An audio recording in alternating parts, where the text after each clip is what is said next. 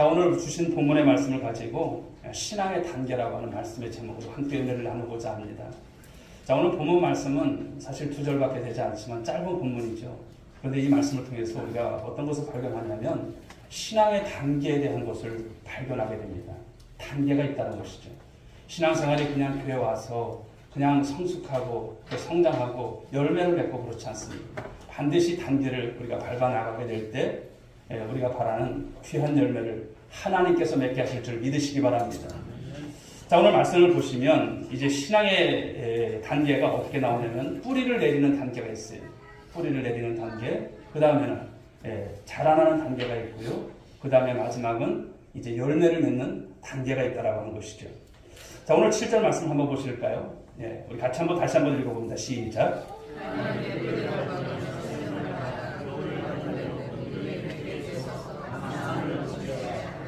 아멘. 자, 이 말씀 속에서 그 안에 뿌리를 박으며 이렇게 시작했습니다.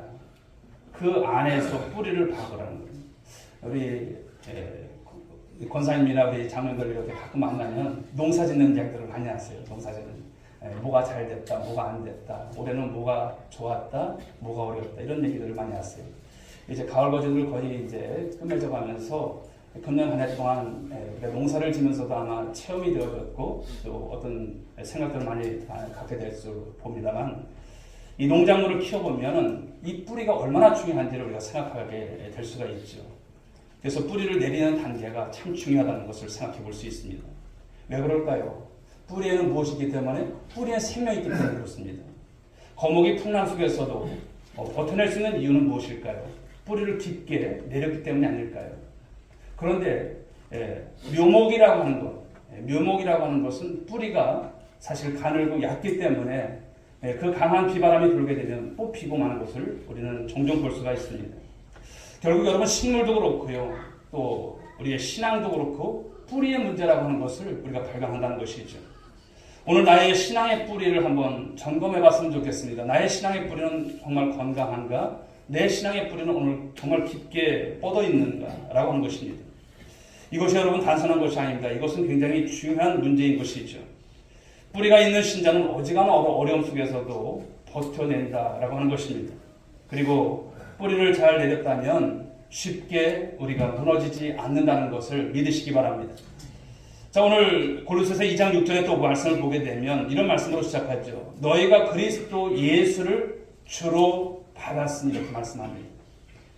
여러분, 그리스도와 여러분의 관계를 말씀하는 거예요. 예수님과 나와의 관계, 어떤 관계인가를 말씀합니다. 확실한 관계인가를 오늘 묻습니다. 오늘 본문에서 사도 바울은요, 단순히 예수님을 믿는가를 말하는 것이 아니에요.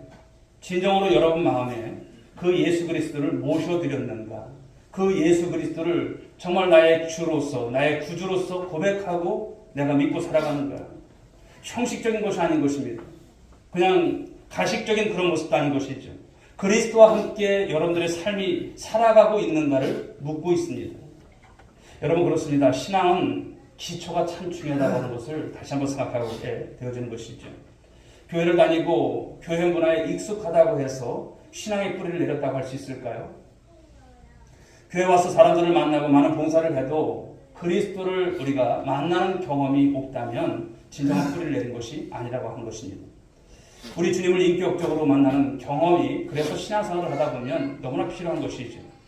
여러분들은 그리스도를 인격적으로 만나신 그런 경험이 있는지 한번 돌아보십시오. 희미하게 아니면 헷갈리게 만난 것이 아니라 우리는 예수를 믿어도 제대로 믿어야 되고 제대로 만나야 할 줄 믿습니다. 그냥 수박 겉핥기식으로 예수를 믿으면 안 돼요. 제대로 만나야 되는 거예요. 그 예수님이 누구신지를 알고 내가 믿는 것. 우리를 살리신 그 그리스도의 십자가와 부활, 그 복음을 정확하게 경험하는 우리 모든 성도들이 될 수 있기를 주의 이름으로 축복합니다. 복음이 없으면 내 삶의 변화가 일어날까요? 일어나지 않는 거예요. 익숙해지는 것과 성숙은 분명히 다릅니다. 익숙해지는 것은 신앙이 아니고 의식적인 활동일 뿐입니다. 우리 한번 생각해 보십시오. 뿌리가 없는 나무에 물을 붓는다면 어떻게 될까요?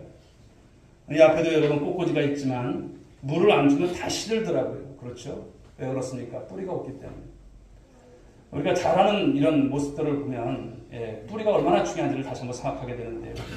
우리가 교회 생활을 하면서 신앙생활을 하면서 우리 예수님을 만나는 경험과 또 예수 그리스도를 만나고 인격적으로 만나는 이 경험이 우리의 삶을, 우리의 신앙을 변화시킨다는 것이죠. 그러기에 그리스도와 연결되는 것이 신앙생활에 있어서 무엇보다도 중요한 핵심인 것을 믿으시기 바랍니다. 그래서 우리는 신앙생활을 해가면서 이것도 보고 저것도 보는 것이 아니라 우리 그리스도께 시선을 집중하는 것이 필요하다고 하는 것이죠.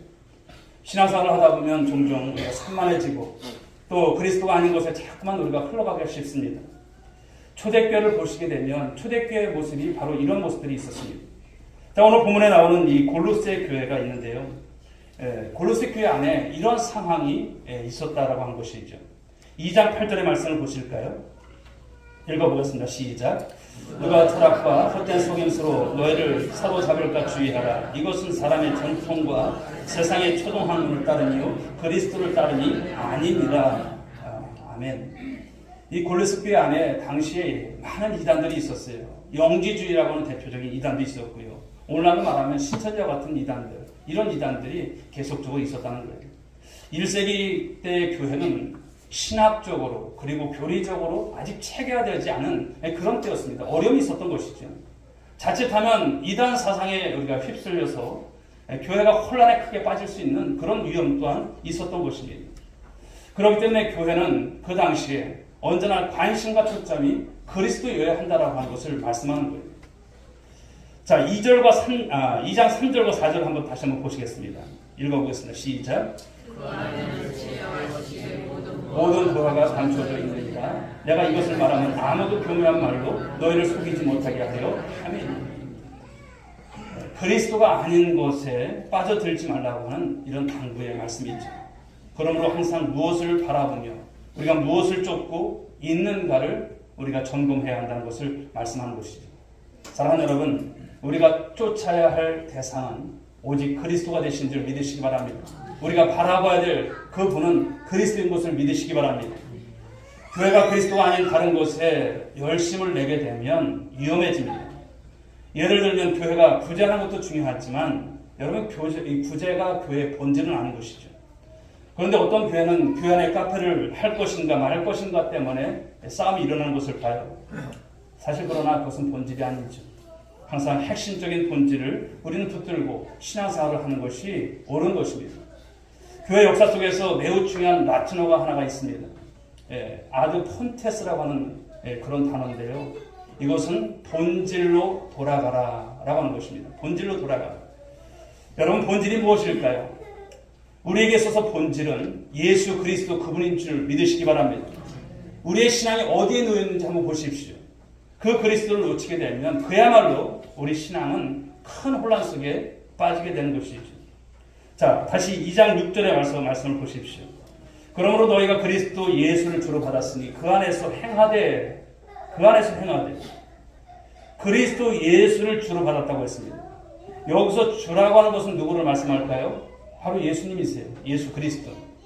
우리가 충성하고 따라야 할 분, 나를 구원하시고 나에게 있어서 길이 되시고 진리가 되시고 생명이 되어주시는 그분을 말씀하는 거예요. 그리스도가 여러분 여럿이 될 수 있을까요? 그리스도에게 뿌리를 내리지 않으면 다른 뿌리들이 밀고 들어와서 우리에게 영향을 미치는 것을 참아야 됩니다. 오늘날 여러분 무엇이 기승을 부리냐면 다원주의가 기승을 부립니다. 다원이라고 하는 것은 무엇일까요? 뿌리가 여러 개가 있다고 하는 것을 말씀하는 거예요. 다원주의는 하나님에게 가는 길도요 여러 가지가 있다고 해요. 그래서 그 위에 올라가면 하나님 만날 수 있다는 거예요. 천국 갈 수 있다는 이렇게 가르치는 거예요. 바울은 그리스도에게로 모든 시선을 집중시키면서 말씀을 하는데요. 그리스도를 놓치면 안 된다는 거예요. 다원이 아니라고 하는 것을 말씀합니다. 우리를 구원하시는 길은 오직 예수 그리스도 한 길인 줄 믿으시기 바랍니다. 그분만을 믿으셔야 된다는 것을 말씀합니다. 그럴 때 가장 우리가 안전하다고 하는 것이죠. 여러분들의 신앙이 이런 속에서 더 깊어져야 할 줄 믿습니다. 갈수록 그것은 우리 그리스도와 더 친밀해지는 거예요. 우리는 그리스도에게 더 가까이 나가야 할 줄 믿습니다. 그리스도보다 더 관심을 가지는 것이 있다면 그것은 위험한 것입니다. 오늘날 여러분 그리스도가 없는 교회들이 참 많습니다. 그리스도가 없는 교회, 여러분 교회일까요? 교회가 아닙니다. 그 그리스도를 놓치면 안 되는 것입니다. 그리스도보다 더 강조되는 것이 있어서는 안 되는 것입니다. 그리스도가 교회 가운데 전부이고 우리 신앙 가운데 전부라고 하는 것을 말씀하는 것이죠. 오늘 그리스도인에게 있어서 그래서 그리스도는 모든 것이 되는 것이 중요합니다. 그리스도가 우리에게 생명을 주셨고 여러분 저와 여러분의 삶의 이유가 되시고 우리 삶의 목적이 되시는 분이 그리스도십니다. 삶의 성공과 실패가 그리고 길이 무엇인지 알려주시며 삶의 지혜와 능력을 주시는 분이 바로 그리스도십니다. 우리의 삶의 열정과 의욕이 모든 것이 누구로부터 나옵니까? 그리스도부터 나오는 것입니다. 여러분 신앙에 있어서 가장 요즘 들어서 아니면 여러분들이 생각할 때 가장 크게 보이는 것이 무엇일까요? 나는 우리 집 아내가 가장 크게 보여. 참 무서워. 그런 생각 갖고 계신 분들 계실까요? 아니면 여러분의 가정 속에서 또 자녀라든지 사업이라든지 돈이라든지 물론 여러분 필요한 것이 아닌데 다 필요한 것이지만 그리스도가 더 우선되는 삶이 되어야 할 것을 말씀하는 건 아닐까요? 왜냐하면 우리가 그리스도를 놓치면 다른 모든 것을 다 잃어버리기 때문에 말씀하는 거예요. 세상의 모든 것은 여러분 변합니다. 영원한 것은 없습니다.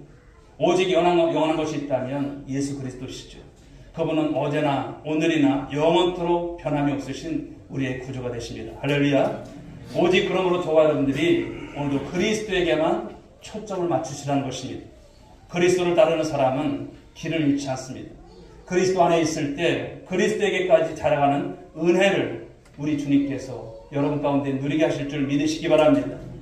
그리스도만이 우리의 길이고 진리가 되시며 생명이 되심을 믿는 우리들의 성도들, 그러므로 뿌리를 깊게 내리는 우리의 신앙이 될 줄 믿습니다. 오늘 두 번째 중요한 것은 오늘 신앙의 단계에 있어서 중요한 두 번째 단계는요, 세움을 받으라는 거예요. 세움을 받으라. 자, 뿌리라고 하는 것은 우리가 나무의 이미지라고 한다면 세움을 받는다는 것은 우리 건물의 이미지를 또 연상해 볼 수가 있습니다. 신앙이라고 하는 것은 여러분 벽돌이 하나하나 쌓여가듯이 건물이 세워져 가는 것과 비슷합니다. 벽돌이 있다고 해서 여러분 집이 지어지는 것이 아닙니다. 벽돌을 쌓아 올려야 집이 되는 것이죠. 여러분 뿌리가 아래로 내려졌다면 나무는 어떻습니까? 위로 자라가야 하는 거예요. 우리가 그리스도께로 우리가 뿌리가 내려져 있다면 우리의 신앙은 이제 주님 안에서 자라가야 하는 거예요. 자라지 못한 것은 아픔인 것입니다. 자라지 못하는 것은 질병인 것입니다. 아픔인 것이죠. 나무가 자라갈 때 나뭇가지가 여러분 잘 뻗어가야 하는 것을 우리가 압니다. 그런데 이때 나무의 가지치기가 참 중요하다는 생각을 우리가 해볼 수 있죠. 요한복음 15장 2절 말씀을 한번 보실까요? 같이 한번 읽어보겠습니다. 시작. 물은 내게 붙어있어 열매를 맺지 아니하는 가지는 아버지께서 그것을 제거해 버리시고 물은 열매를 맺는 가지는 더 열매를 맺게 하려 하여 그것을 깨끗하게 하시느니라. 아멘. 우리 포도나무를 생각해 볼 수 있는데요. 깨끗하게 하시느니라 이렇게 말씀을 하고 있어요. 여기서 깨끗하게 하시느니라. 카타이로라고 하는 동사를 씁니다만 헬라어로 이 카타르시스라고 하는 단어가 여기서 이제 나오게 됐죠. 여러분 카타르시스는 우리의 감정을 순화하고 정화한다는 그런 뜻이 있습니다. 근데 여기서 깨끗하게 한다라고 하는 이 말은요, 어떤 뜻이 있냐면 가지치기를 한다라고 하는 그런 뜻이 있어요. 우리 안에 여러분 무엇이 있을까요? 죄성이 있어요. 욕망이 여러분 가득하고 있습니다. 하나님 말씀대로 살려고 하지 않는 그런 여러분 어떤 죄의 모습들이 가득한 우리들의 본성인 것이죠. 그렇기 때문에 여러분 우리 이 심령을 그냥 내버려 두면 우리가 교회를 다녀도 늘 죄 짓는 모습으로 하나님께서 바라시는 모습으로 살아가지 않는 거예요. 그러므로 이런 죄의 욕망이라든지 죄성이라든지 이런 부분에 있어서 전지 작업, 나무에 있어서 그냥 뻗어가는 대로 그냥 내버려 두는 것이 아니라 전지 작업이 필요하듯이 우리 신앙 가운데서도 이런 전지 작업이 필요하다는 것을 말씀하는 거예요. 그런데 하나님은 우리를 성장시키기 위해서 이 전지라고 하는 도구를 사용하는데 이게 무엇일까요? 바로 이것이 우리 삶에 적용을 한다면 이것이 고난인 거예요. 고난을 통해서 사용하신다는 거예요. 오늘 그리스도인에게 고난은 사실 불가피하죠. 세상 사람들은 그러나 고난이 오면 그것이 불행이라고 이야기를 하지만 우리 그리스도인에게 찾아온 고난은요, 우리를 성숙시키기 위한 하나님의 도구가 됨을 믿으시기 바랍니다. 고난을 통해서 하나님께서 우리를 그냥 힘들게 하시는 것이 본심이 아니에요. 그 고난을 통해서 하나님은 하나님의 자녀로 하나님의 백성으로 우리를 이끌어 가신다는 것이죠. 야고보서 1장 2절부터 4절의 말씀을 한번 보실까요? 읽어보겠습니다. 시작. 내 형제들아 너희가 여러 가지 시험을 당하거든 온전히 기쁘게 여기라. 이는 너희 믿음의 시련이 인내를 만들어 내는 줄 너희가 알미라. 인내를 온전히 이루라. 이는 너희로 온전하고 구비하여 조금도 부족함이 없게 하려 함이라. 아멘. 믿음이라고 하는 것은 여러분 반드시 시련의 과정이 있습니다. 시련을 통해서 하나님께서 원하시는 더 완전한 모습으로 나아간다는 것이죠. 그래서 고난이라고 하는 것은 성숙에 이르게 있는 데 있어서 아주 중요한 요소입니다. 하나님은 이 고난을 통해서 저와 여러분을 다듬으세요. 여러분 믿으시기 바랍니다. 우리를 다듬으신다는 거예요. 우리 그냥 내버려두면 어떻습니까? 예수 믿는 폼이 안 나요. 예수 믿는 여러분 삶에 그런 모습이 나오질 않습니다. 이렇게 고난을 주시는 거예요. 우리 안에 불필요한 모든 것들을 제거하시고 우리를 깨끗하게 하시기 위해서 때로는 하나님께서 고난을 허용하신다는 것이죠. 그것을 여러분 제거하지 않으면 우리는 바로 온전한 하나님의 사람으로 드러날 수 없기 때문인 것이죠. 사랑하는 성도 여러분, 신앙이 자라간다고 하는 것, 이런 성숙을 이뤄가는 것 가운데서 이 고난을 통해서 하나님은 누구를 닮아가게 하실까요? 우리 그리스도를 닮아가게 한다는 것입니다. 예수님을 닮아가는 삶. 그런데 무엇이 그리스도를 닮은 것일까요? 주님을 닮아간다고 하는데 그것은 주님의 성품을 닮는 거예요. 그런데 이 주님의 성품에 있어서 핵심적인 두 성품이 있어요. 그것은 바로 온유와 겸손이라고 하는 것입니다. 우리 마태복음 말씀을 한번 보실까요? 11장 28절 29절에 주님의 성품이 나옵니다. 읽어보겠습니다. 시작.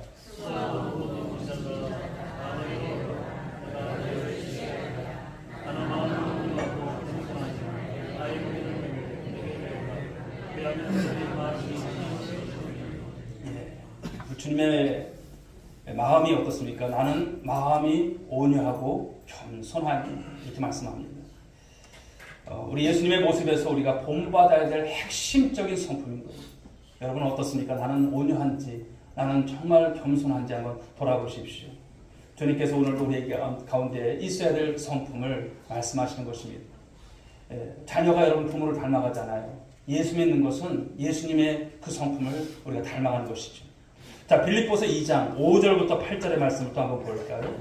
읽어보겠습니다. 시작. 너희 안에 이 마음을 품으라. 곧 그리스도 예수의 마음이 그는 근본 하나님의 본체시나 하나님과 공동됨을 취할 것으로 여기지 아니하시고 오히려 자기를 비워 종의 형태를 가지사 사람들과 같이 되셨고 사람의 모양으로 나타나사 자기를 낮추시고 죽기까지 복종하셨으니 곧 십자가에 죽으십니다.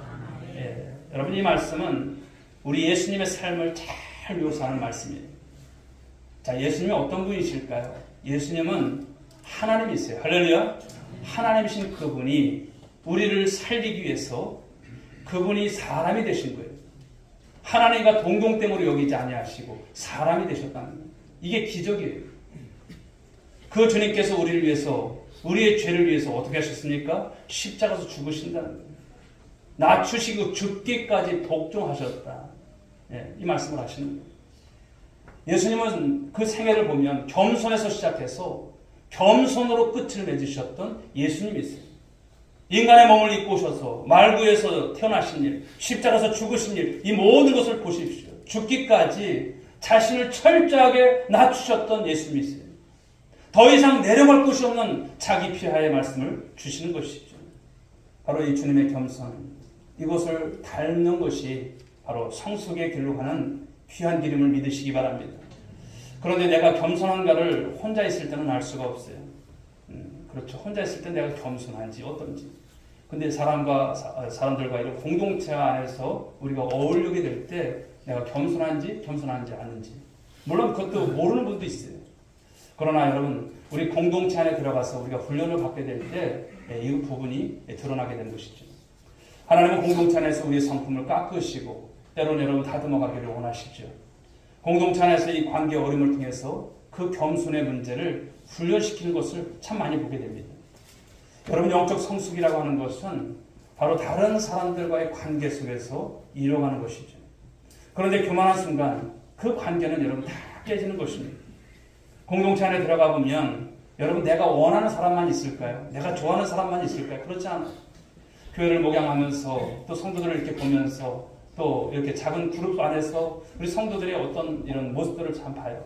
그런데 다 내 마음에 들어서 다 온순한 양 같아서 그렇잖아요. 때로는 어떤 분은 가시 같은 존재가 있고 또 어떤 분은 참 속을 썩이는 분들도 있고 계시고 그래요. 그러나 기도해 보면요, 그런 하나님의 은성이 있어요. 하나님께서 하나님 왜 저런 분을 교회 가운데 이렇게 어려움을 주면서 그렇게 있게 하십니까? 그런데 하나님 말씀하시는 그것은 내가 너를 사랑한 것 같이 나는 저도 사랑한다 이렇게 말씀을 하세요. 그게 다 필요한 거예요.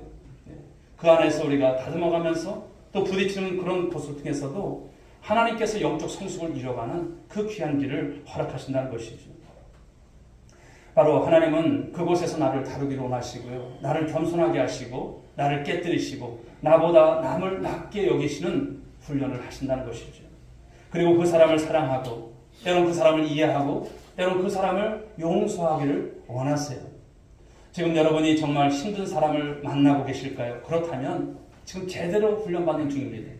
성숙의 길은 여러분 무엇일까요? 낮아지는 일입니다. 겸손할 때 하나님의 은혜가 더 충만하게 되는 것을 믿으시기 바랍니다. 야고보서 4장 6절의 말씀을 보시겠습니다. 읽어보겠습니다. 그러나 더욱 큰 은혜를 주시나니 그러므로 이르렀을 때 하나님이 교만한 자를 물리치시고 겸손한 자에게 은혜를 주신다 하였느니라. 아멘. 바로 이 말씀 그대로예요. 겸손한 자에게 하나님은 은혜를 주세요. 여러분, 마귀가 못하는 것이 무엇이 있을까요? 마귀가 못하는 것은 겸손이에요. 마귀는 겸손하지 않아요. 가장은 할 수 있지만 겸손하지 않습니다. 마귀가 우리를 부추기는 것이 무엇일까요? 자꾸만 높아지게 합니다. 여러분들을 부추겨요. 자꾸만 교만하게 했어요. 결국은 망하게 하는 것이 마귀 짓 하는 것입니다. 하나님 바울에게 왜 이 약함을 허락하셨을까요? 약할 때 강함이라 말씀하셨죠. 약함이 없으면 사도 바울도요, 착오할 수 있고 넘어지기 때문에 사도 바울에게 있어서 하나님 앞에 3번씩이나 기도했지만 들어주지 않으셨어요.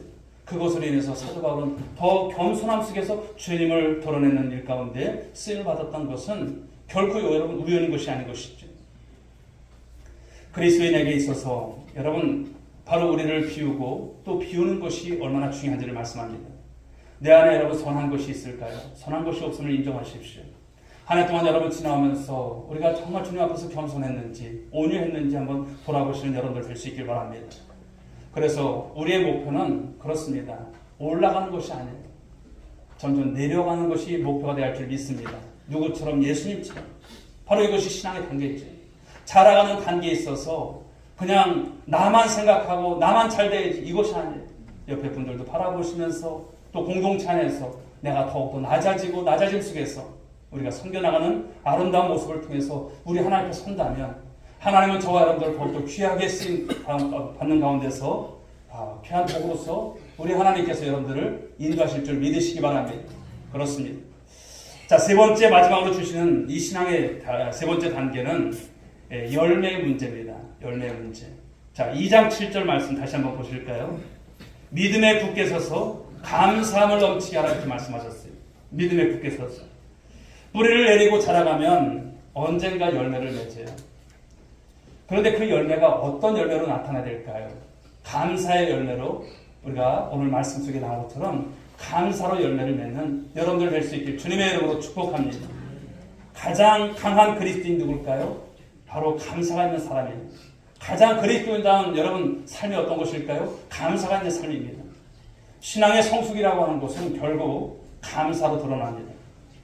오늘 그런데 이 본문은 감사가 그냥 감사가 아니라 감사는 어떻게 하라고 해요? 넘치게 하라 이렇게 말씀하셨어요. 여러분들의 감사가 넘치셔야 할 줄 믿습니다. 찔끔하는 감사가 아니에요. 오늘도 여러분 주일에 하나님 앞에 나와서 예배를 드리지만 여러분 오늘 이 날이 그냥 당연한 것입니까? 당연한 것 아니에요. 하나님 앞에 감사하는 여러분 귀한 주일이 되시고 예배를 드릴 때마다 삶을 살아갈 때마다 여러분 감사하는 여러분들이 입술의 고백이 있기를 주님의 이름으로 축복합니다. 여러분 신자와 불신자의 차이가 무엇일까요? 세상 사람들이 겪는 일들이 그리스도인에게는 없을까요? 믿는 사람들에게는 없을까요? 신자라고 해서 여러분 사업에 실패하지 않고 그냥 승승장구만 할 수 있을까요? 신자라고 해서 여러분 질병에 걸리지 않고 암에 걸리지 않을까요? 신자도 암에 걸립니다. 질병에 있을 수 있어요. 신자는 여러분 직장에서 쫓겨나지 않을까요? 쫓겨날 수도 있는데 삶의 현실을 보면 믿는 자와 믿지 않는 자와 여러분 거의 비슷해요.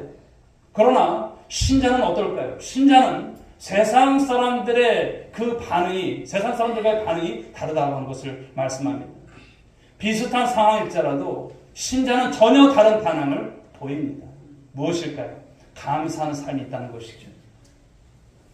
그런데 오늘 감사는 넘친다라고 말씀하고 있죠. 이 말씀은 현재 시제입니다. 그러니까 어떤 것입니까? 계속적으로 넘쳐 흘러야 함을 말씀하는 거예요. 감사가 일시적인 현상이 되어지고 그런 모습이 아니고 늘 배어져 있는 모습. 지난주에 우리 추수감사주일이었고 그렇습니다만 한 주간 지나면서 어떻습니까? 우리의 감사가 배어져 있는 모습 속에서 나오고 있는지. 사랑하는 여러분, 어떤 상황에서든지 여러분 감사가 입에서 흘러나오는 여러분 한 분 한 분 될 수 있길 바랍니다. 감사는 가끔 종종 하는 것이 아닙니다. 여러분 삶의 감사가 일상의 삶이 되셔야 하는 거예요. 이래도 감사, 저래도 감사, 아파도 감사, 실패도 감사, 어려워도 감사, 이런 감사가 있어야 하는 것이죠. 데살로니가전서 5장 18절은 말씀합니다. 읽어볼까요? 범사에 감사라. 이것이 그리스도 예수 안에서 너희를 향하신 하나님의 뜻입니다. 아멘. 범사에 감사하는 것이 하나님의 뜻이래요. 하나님 뜻대로 사는 것이라고 말씀합니다. 열매를 맺는 삶에 있어서 가장 중요한 것을 말씀하는 거예요. 그러나 오늘날 여러분 세상은 어떻습니까? 온통 원망이에요. 온통 불평이에요. 비난으로 꽉 차 있는 세상을 볼 수 있지 않습니까? 그런데 세상은 그럴지라도 저와 여러분들은 그리스도인 것이니 하나님의 사람들인 거예요. 성령 충만한 상태에 있다면 이 감사하는 삶을 통해서 여러분의 삶이 증명되기를 주님의 이름으로 축복합니다. 하나님이 보시고요. 또 사람이 보는 거예요. 이웃이 보는 거예요. 감사하는 삶은 여러분 가장 강력한 삶이에요. 아무도 흔들 수 없는 삶이에요. 감사하는 사람을 누가 이깁니까? 이기지 못해요. 여러분 누가 행복한 사람인지 아세요? 바로 감사하는 사람이 가장 행복한 줄 여러분 믿으시기 바랍니다.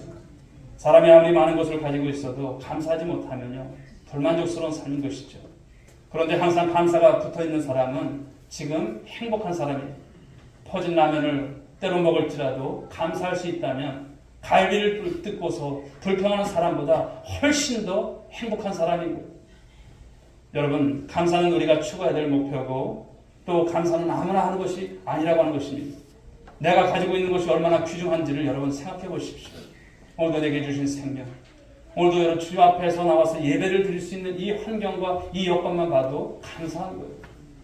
오늘이라고 하는 시간을 늘 말씀드리지만 오늘을 맡고자 했지만 어제 떠난 사람들 여러분 그들을 비해보면 우리가 얼마나 감사한 거예요.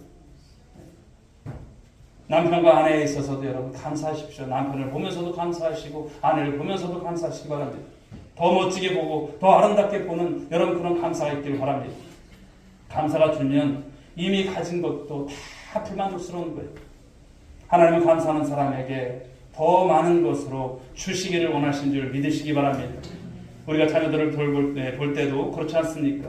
무엇을 주면 자녀가 감사합니다 엄마 아빠 이렇게 할 때 인사 잘하는 그 자녀에게 하나 더 주고 싶은 거예요. 하나님 앞에서 우리의 태도가 그러해야 할 줄 믿습니다. 여러분 생각해 보십시오. 하나님이 우리에게 주신 것이 적어요? 적지 않아요. 너무나 많습니다. 더 많이 주어져야 우리가 행복해질 수 있는 것이 아니죠. 이미 주신 것이 무엇인가를 우리가 바라보시고 주신 복을 세워보시기 바랍니다. 하나하나 여러분 살펴보시기 바랍니다. 사랑하는 성도 여러분, 그렇습니다. 우리가 이런 감사가 쌓이고 쌓이는 그런 삶, 이것이 열매 있는 삶인 것을 말씀하는 것이 아닐까요? 그러기에 여러분 감사의 영성을 가지고 삶을 살아가는 우리 모두가 되길 간절히 소망합니다. 항상 감사하기로 결단하시고 살아가실 수 있길 바랍니다.